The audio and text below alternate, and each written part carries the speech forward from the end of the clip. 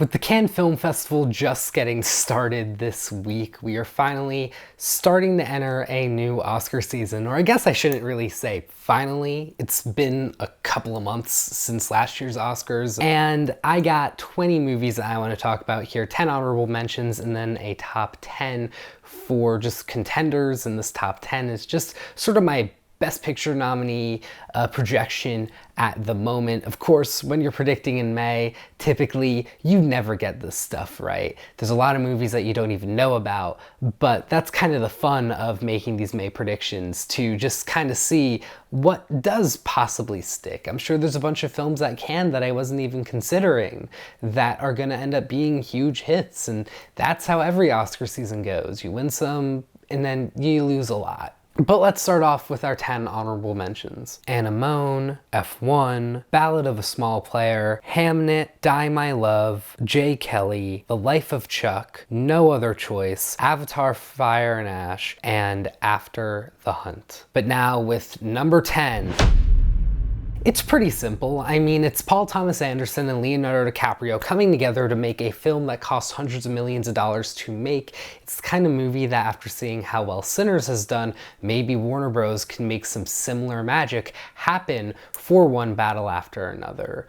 I mean, these two are huge figures and always do really well at the Academy Awards, so who's to say that when they come together they can't make magic happen again for themselves? However, this is more of an action comedy type of film, so it might not really land with Academy voters like certain other films will, especially when you have a movie like Sinners that's also coming from Warner Bros. That's gonna be a big Oscar player and is very unlike what Oscar voters typically would vote for. So you already have that kind of out of left field film that is going to be some competition. So actually, you might see Warner Bros. Sort of competing with itself here, but I wouldn't be too surprised if one battle after another still makes it in. It also is supposed to kind of invoke that old school like car chase movie type of feeling, which could be really exciting and hone back to some older just styles of filmmaking that voters do appreciate. Honestly, this movie just looks really good. It's the Mark Kerr wrestling biopic, and every time I watch that trailer, I'm just like, wow, I'm really excited for this. It has this older style look to it. Dwayne Johnson is starring, and in some shots just looks completely unlike himself. And then you have Emily Blunt. I think they could both be big Oscar contenders, especially Dwayne Johnson, if this is a really good performance from him and really turns him from this blockbustery actor that nobody really would take seriously to a genuine, like, heartfelt type of actor who can give like a very layered performance. And that's what this movie has the chance of doing. Not to mention that it's A24 and Benny Safdie. It's just a really good looking film that hopefully A24 does not botch like they did with the Iron Claw. To be honest, I don't know much about this film, but what I know is that buzz from South by Southwest was proclaiming this to be one of the best movies that people have seen in a long time. A movie that could be the best movie of the year. A movie that is also like Matthew McConaughey's first lead performance in a film in years. You know, this just feels like it could be a big deal. This movie could turn out to be nothing and something that is just appreciated by people that use Letterboxd, but if it's picked up by the right distributor, there is a chance that this movie could actually go places, and I think that that would be really exciting.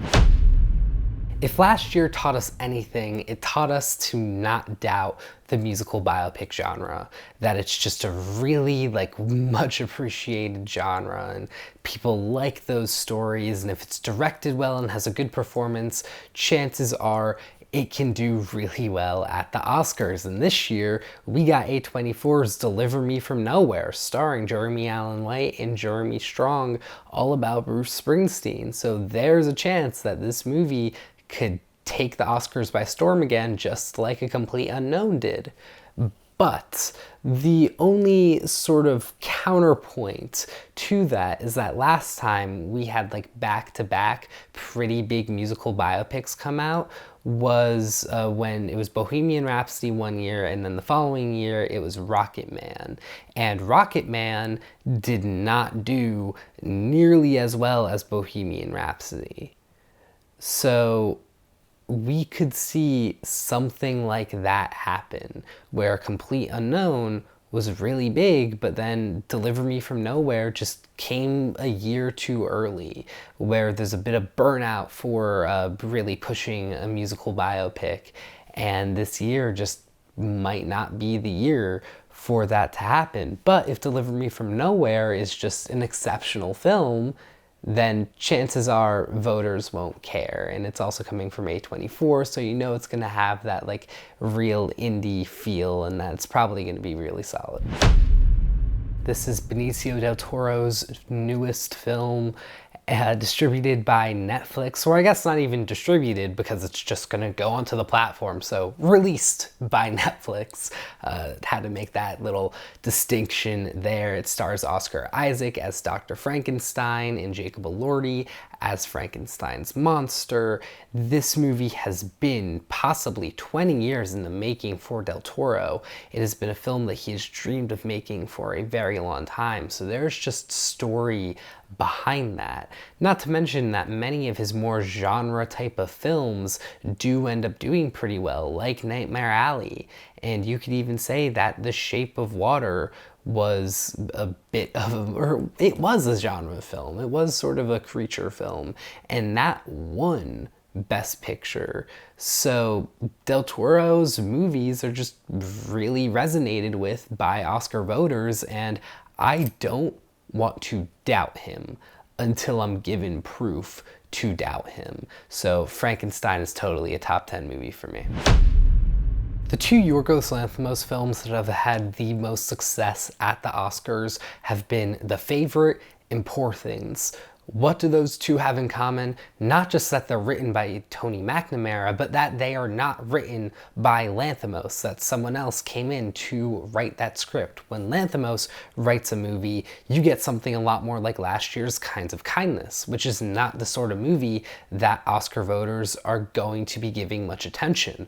But now, this year, you got Begonia, and it's not written by Lanthimos, it's written by Will Tracy, who previously wrote The Menu. So there's a chance that this could just be like the right amount of weird, where it's weird but not too much weird because Lanthimos isn't writing it, for voters to really enjoy and appreciate the film. It brings back Emily Stone, Jesse Plemons, like you have Lanthimos's guys, and you're making a movie not written by him. This could finally be his year where he breaks through just getting nominated to actually seize the win. At 4, we got Sentimental Value. This is the newest film from Joachim Trier. It is said to be an English language film. Neon is distributing it. Has a really good chance of winning the Palme d'Or. If it does not win the Palme, probably insert almost any other film that does win the Palme instead, except maybe like Julia Ducournau's Alpha. Anyways, it has a really solid cast. Trier previously made The Worst Person in the World, which snagged a huge surprise screenplay nomination that people were really excited about. So this is his chance to do a lot better.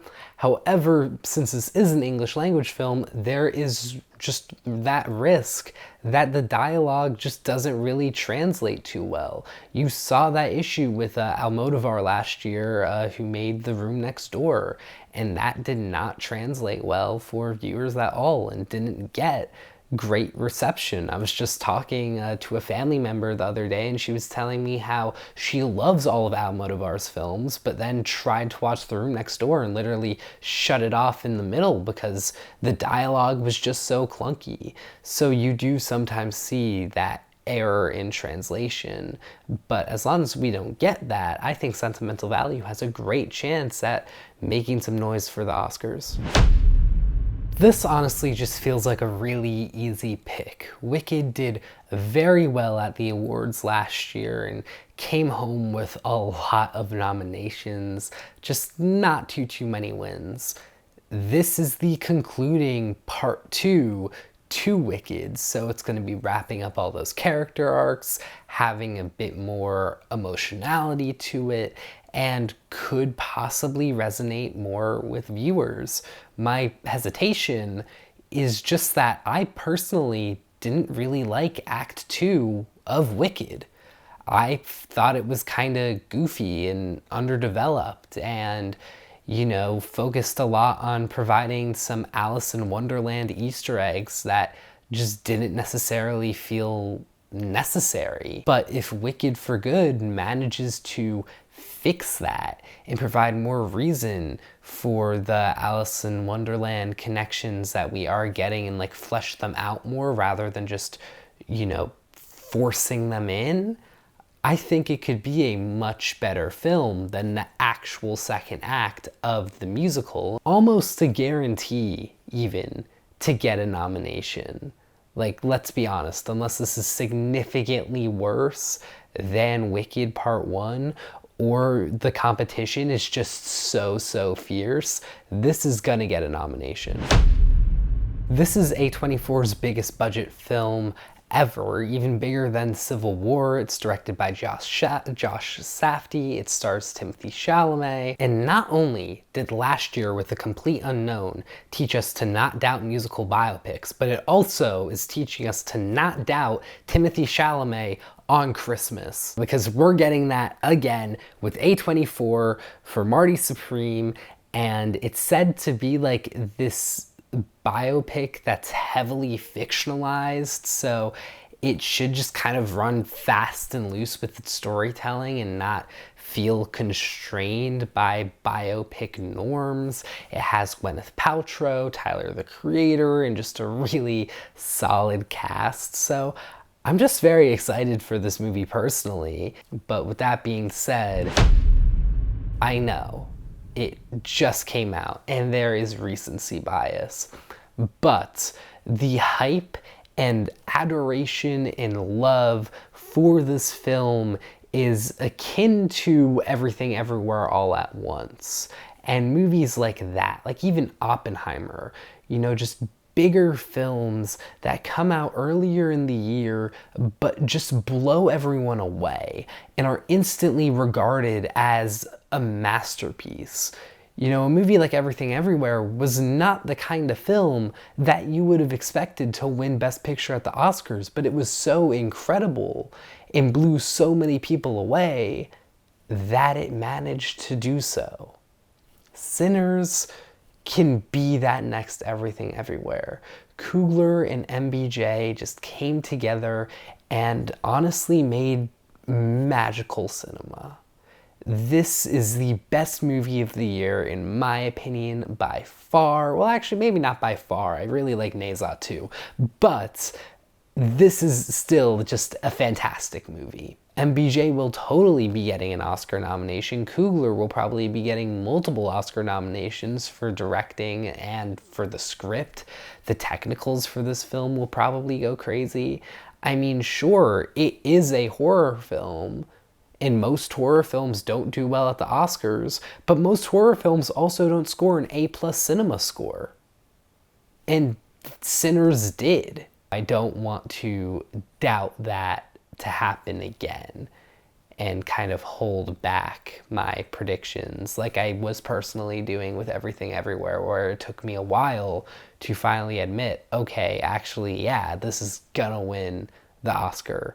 I don't want to make that mistake with Sinners. So anyways, what about all of you? What are your top 10 or top however many Oscar contenders for next year? I know it's a really long way away, but that's why it's so fun to make these predictions now, because there's no harm in being like completely wrong, because who cares? You know, we got 9 more months, or more than that, 10 more months until next year's Oscars. So go crazy with your predictions in the comments. I'd love to hear them and start some discussions about it.